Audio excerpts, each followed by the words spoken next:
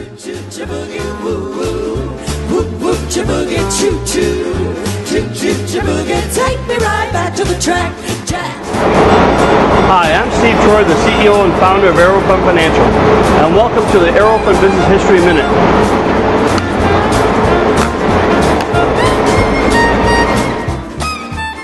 Today, the rich and famous transport themselves around the globe aboard private jets made by Gulfstream, Lear, and Boeing. If you were rich and famous in the 19th century, there was only one way to travel. That would be by rail in your very own luxurious Pullman car.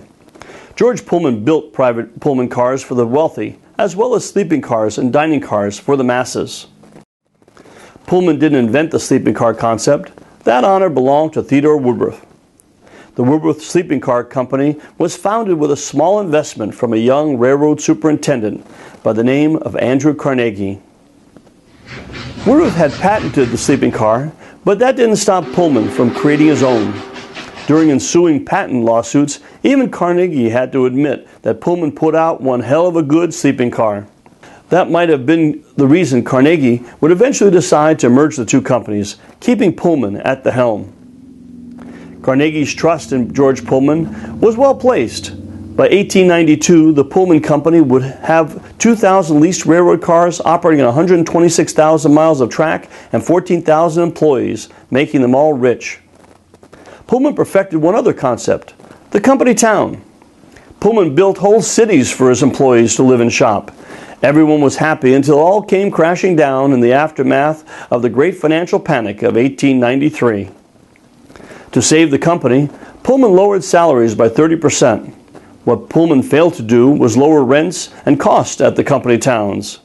It wasn't long before angry employees ran to the arms of labor organizers.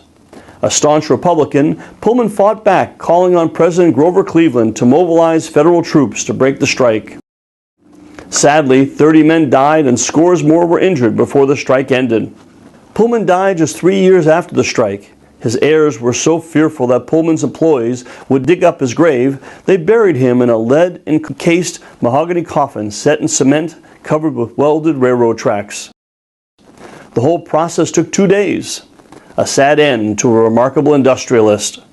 If you know someone who could benefit from Aerofund's accounts payable services, take a minute and give us a call.